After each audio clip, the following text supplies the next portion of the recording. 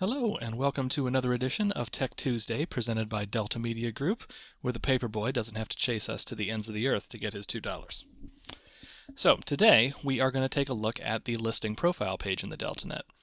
We've made some changes to it, and we've tried to improve the workflow there, so we're just going to go in and give it another look. So, first of all, I am in DeltaNet 6, so we need to get to our listing profile page.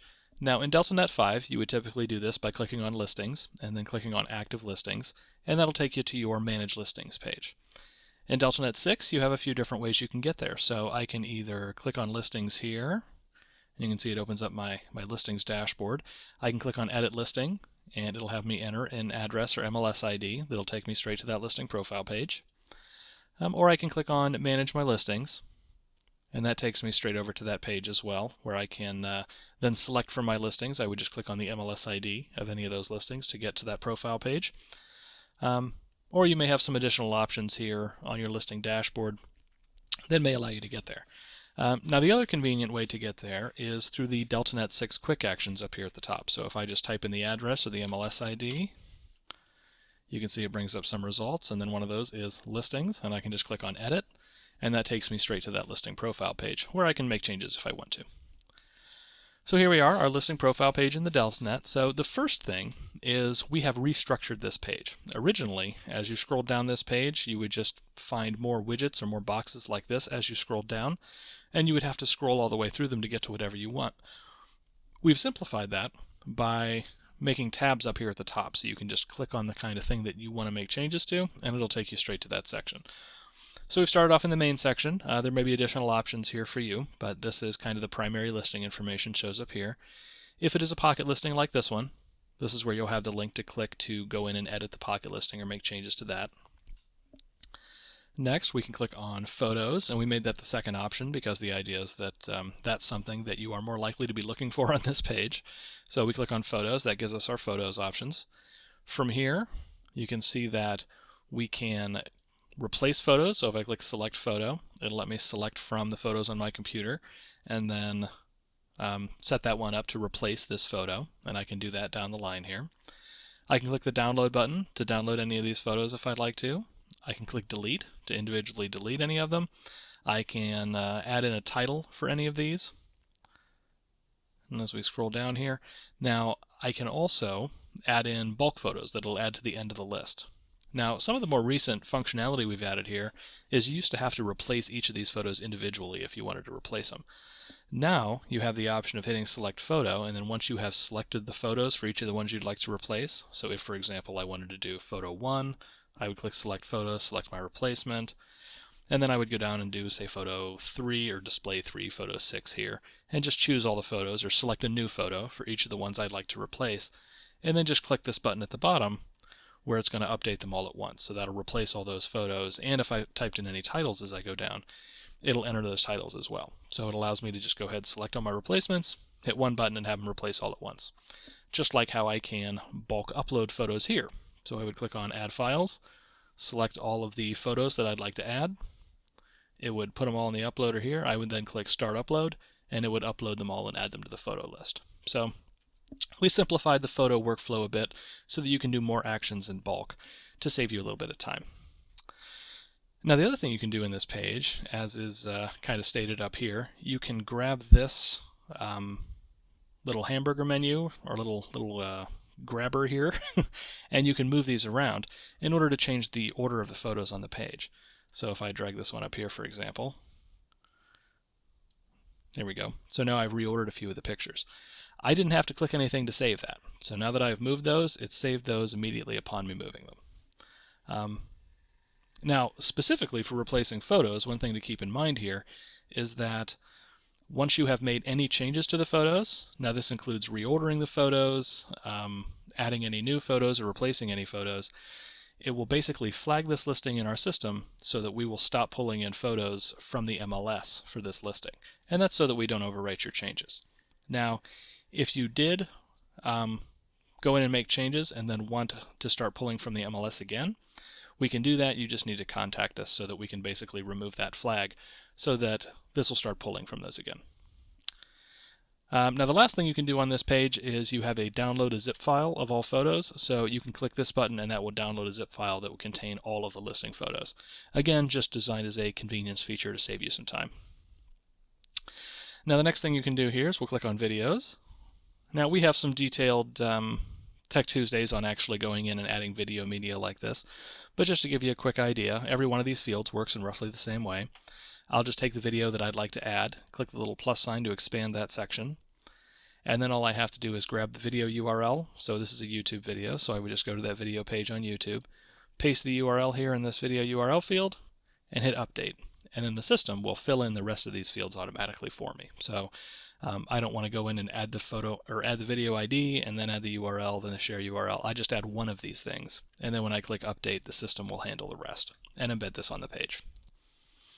So the same goes for the rest of these. If I wanted to do a Facebook video, I would put in the Facebook video URL, hit update.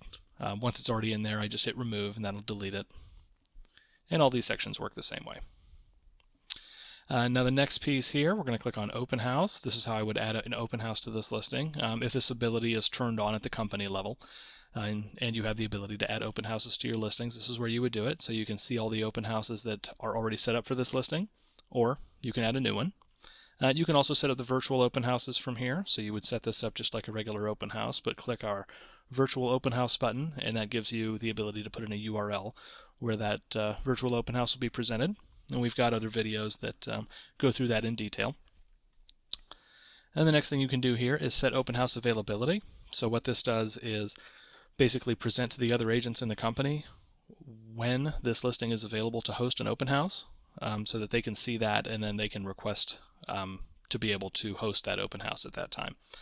So you have this open house availability system in here. You just set the dates, hit add open house availability, and it will basically display those on the welcome page as long as that is turned on at the company level for all the other agents in the company. And then if anyone wants to host that, they can click a button on that interface to get the request to go to you, and then you can approve or deny it as to whether they get to host this open house. Now that is a system that can be turned on at the company level, and again, we have some other videos that go through in detail that.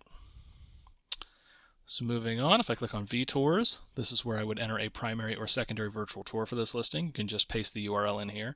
You can also choose a vendor, but you don't need to.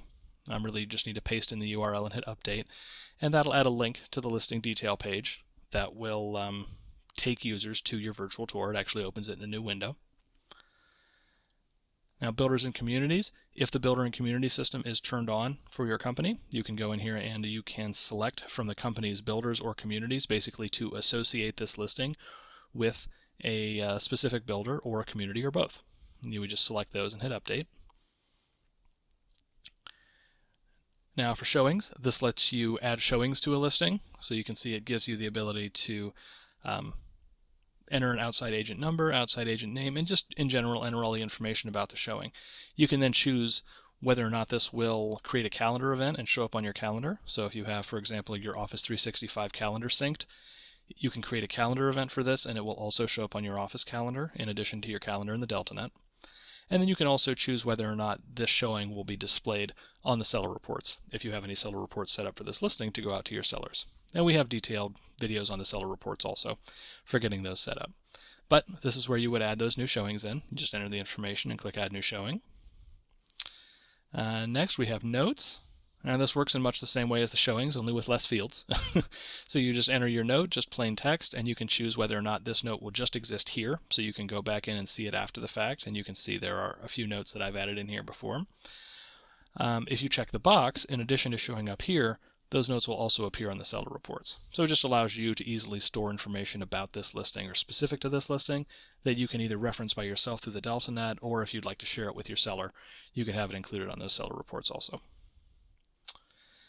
Now next we have mapping. Now this allows you to, or really the primary function of this page is if it is, especially if it is a newer listing, the map coordinates might not show up correctly in the map search.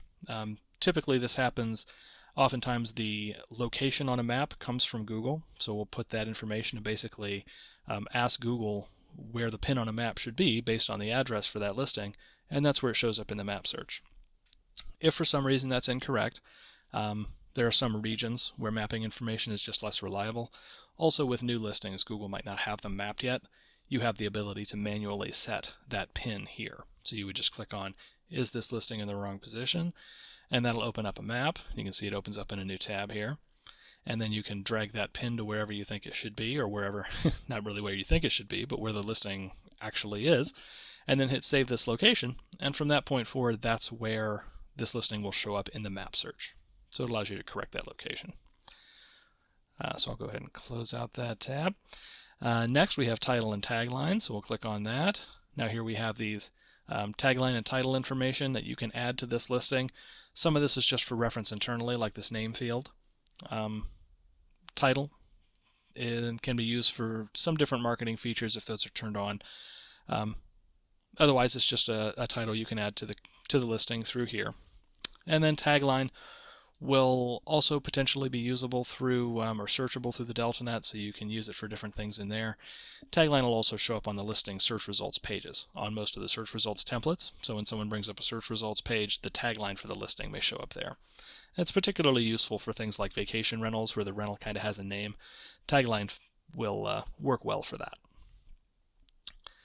Now next we have sellers. This allows you to attach a seller to this listing.